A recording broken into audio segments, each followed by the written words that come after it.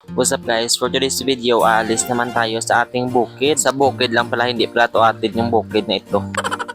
Dali-dali kami naglalakad sa mga kapatid ko guys kasi may duty pa siya, tapos baka maulihi kami sa sasakyan namin. Tapos tutayan pa siya na bulandak ko, tatawanan talaga kita kapag nabulandak ka.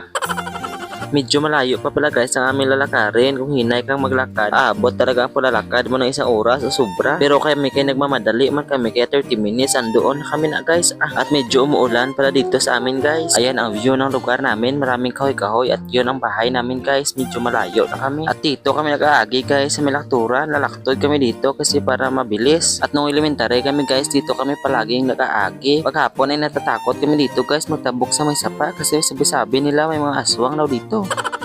Ayan guys, nagsugot na kami dyan guys sa kasiutan. At may dala-dala pa ako dyan guys na galunan. Kasi lalagyan niya ng mantika guys. Kasi bibili dapat tayo ng mantika at tingob-tingob kasi malayo ang Tiangge dito. Na ano man ang daan na ito na pertiman kasi at hindi man nila hinagbasan, tuloy nabasa kami. Pero sige lang, ginusto namin itong shortcut na ito para mabilis kaya agwantahin At sa wakas guys, medyo malayo-layo na rin ang aming nalakad na dalawa. Pero kailangan pa namin bilisan pa kami palalakad guys kasi malayo pa talaga ang aming lalakarin. At ayun na guys, ang aming bahay medyo malayo na kami kasi andito na kami sa piyak na bukid. At dito pala kami guys naghulog-hulog ng piso para maka-wifi kami at makakoneksyon. At that time guys, more than 30 hours na. Sa part na yan guys ay more than 30 minutes na nilalakad namin. Kita yun yan guys yung mga balay-balay sa punta. Dyan pa magagaling yung sasakyan di pasahero. Pero kay nalabyan man kami sa kiri guys at pinasakay kami kaya sumakay na lang kami at makalibre pa kami dito. At sa part na yan guys ay tinutugungan pa ng gasolina ang kiri na yan. Pag siniswerte ka pa naman makalibre ka ng sakay padulhog.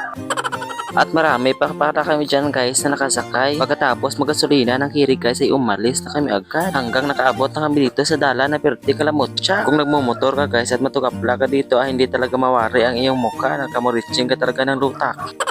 Pero kahit ganito guys, ang lutak dito sa amin ay tinatrabaho din nila yung kalsada para mas mabilis na mga semento. Parang hindi na tuloy ako makasampot magambal, ano ba ito? Hoping soon guys na maging concrete na talaga itong daan papunta sa amin at para maging hapos na sa amin na matakla dulhog. Kabudlay man talaga guys matakla dulhog tapos nakamotor pa kayo, hindi talaga malikawan na matugapla kayo sa madalog na dalan. Siguro mga 3 to 4 years malapit na sa bahay namin ang siminto guys. Tauhay na dayon mag-sig rides. At marami pala dito guys na tatrabaho sa karsada. Sa part na ito ay napipika-pika sila dito kasi banglid dyan sa piyak guys. Kapag pataka ka talaga dito pag daladala ng motor ay malaglag ka talaga dyan sa pilas. At nandito na tayo guys sa part na highway na. Noon ang daan dito guys ay napakahirap talaga. Nag-uot-kuot talaga ang masasakyan dito noon kasi hindi pa ito ng siminto. Minsan nga guys ay nagagabihan talaga ang mga sasakyan dito kasi hindi makatakla. Lalo na kung katulad nito ang tsimpo ay nag-uulan ba mag-uot-kuot talaga ang mga sasakyan dito. At nandito na kami sa Karabalan guys, dito na kami mananaog. At medyo nagbaha ang overflow kasi nag-uulan daw dito kagabi na malakas. Nanaog na kami dyan guys at ang mag-ulan ko ay nagkakuriit na biring daw yung TL na unay sa sige kapungko. Wow, they deserve good. Kag diri lang taas ta guys, bye bye.